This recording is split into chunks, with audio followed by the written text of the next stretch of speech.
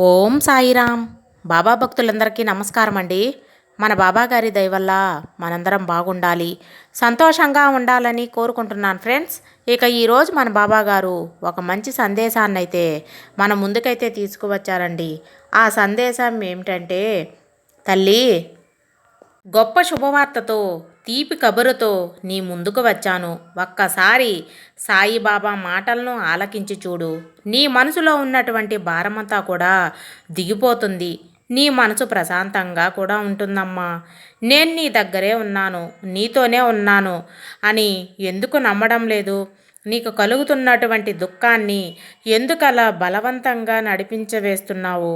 అలా దుఃఖాన్ని బలవంతంగా నిలిపివేయడం వలన నీలో ఉన్నటువంటి బాధను అంతా కూడా, ఆ దుఃఖాన్ని అంతా నువ్వు అలా నిలిపివేయద్దు. అది నీలో ఉన్నంత వరకు నీకు ప్రశాంతత అనేది ఉండదు. నీ కష్టం, బాధ, నీ కోరిక ఏదేమైనా సరే నేను నీతోనే ఉన్నానని ఏమాత్రం ఎప్పుడైతే నమ్ముతావో అప్పుడు నీ బంధాలన్నీ కూడా, నీ బాధలన్నీ కూడా పూర్తిగా తప్పకుండా నశిస్తాయి.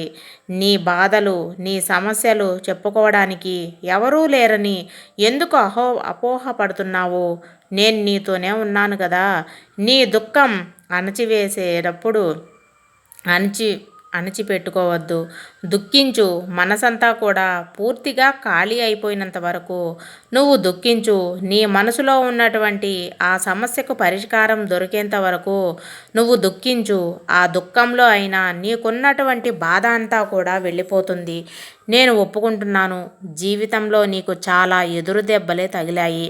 అలాగే ఎన్నో సమస్యలు నిన్ను, నీ కుటుంబాన్ని చుట్టుముట్టాయి. కానీ వాటన్నింటినీ కూడా ఎదుర్కొని ఈరోజు ఇంతవరకు నిలబడ్డావు అంటే అది కేవలం నీకు మరి రాబోతున్నటువంటి రోజుల్లో కూడా నీ జీవితం ఇలాగే ఉంటుందని మాట మాత్రం అస్సలు ఊహించుకోవద్దు.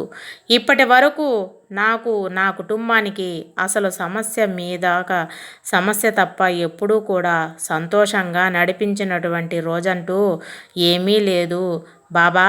ప్రతిరోజు కూడా ఇలా బాధపడుతూ, కుమిలిపోతూ నేను నలిగిపోతున్నానే తప్ప ఆ బాధకు, అలాగే సమస్యకు మంచి పరిష్కార మార్గం నాకు అతి తొందరలోనే దొరకబోతుందని నువ్వు వింటున్న మాట నిజమే. నేను ఒక గారడి చేయలేదు తల్లి. అలాగే నేను చెప్పే మాటలను నువ్వు పూర్తిగా అపనమ్మకాన్ని పెంచుకునేటువంటి మాట కూడా అసలు చెప్పడం లేదు.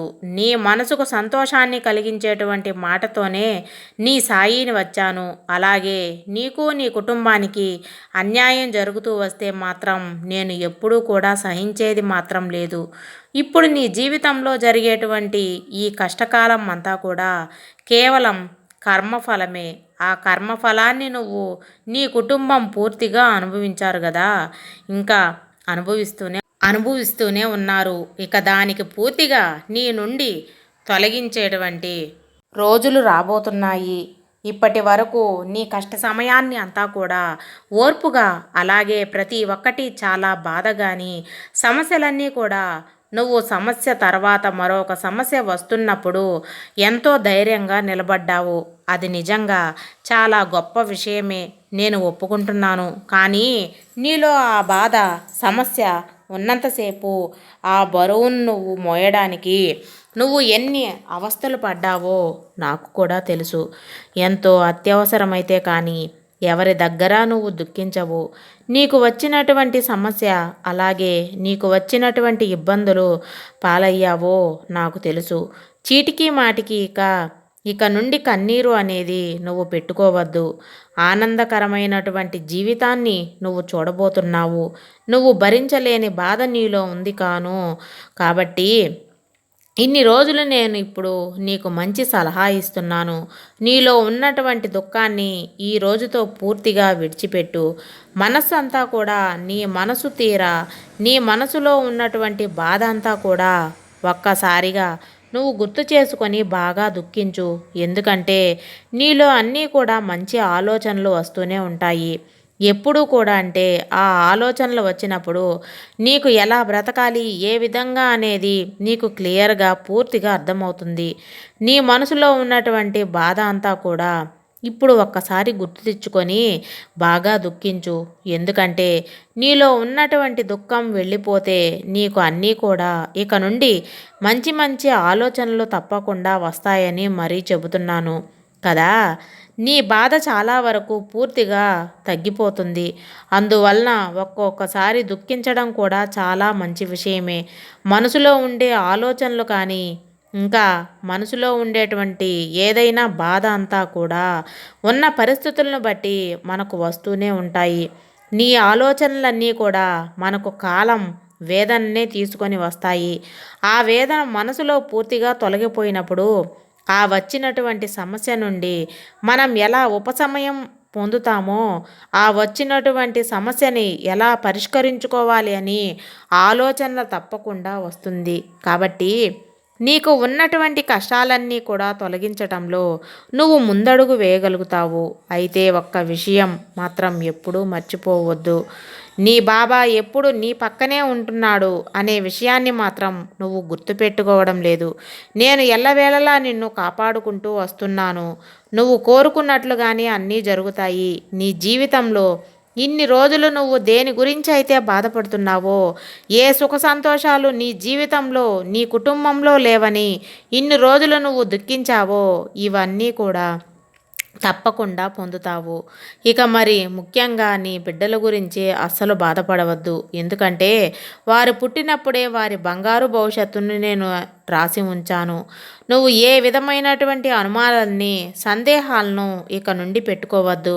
అలాగే వారు వెళ్ళినటువంటి ప్రతి చోట కూడా ఒక గొప్ప విజయం సాధించుకొని తప్పకుండా వస్తారు. నా యొక్క బలమంతా కూడా వారికి ఎల్లప్పుడూ కూడా ఉంటుంది. నీ బిడ్డల భవిష్యత్తు నేను బంగారుమయం చేస్తాను. ఈ రోజు నుండి నీ జీవితంలో కొత్త మలుపులు తిప్పుతూ నువ్వు తప్పకుండా చూస్తావు. నేను నీకు మాటిచ్చాను, మరి చెబుతున్నాను. నీ మనసులో నువ్వు ఏదైనా మంచి జరగాలని అనుకుంటున్నావో దాని గురించి నువ్వు అనుకున్నటువంటి పని పూర్తిగా విజయవంతమవుతుంది. నీకు పట్టినటువంటి దుర్ఘటనలు కానీ, కర్మ ఫలితాలు కానీ అన్నీ కూడా ఒక్కొక్కటిగా తొలగించబోతున్నాయి. ఇకపై ప్రశాంతతతో కూడినటువంటి జీవితం నీకు, నీ కుటుంబానికి లభించబోతుంది.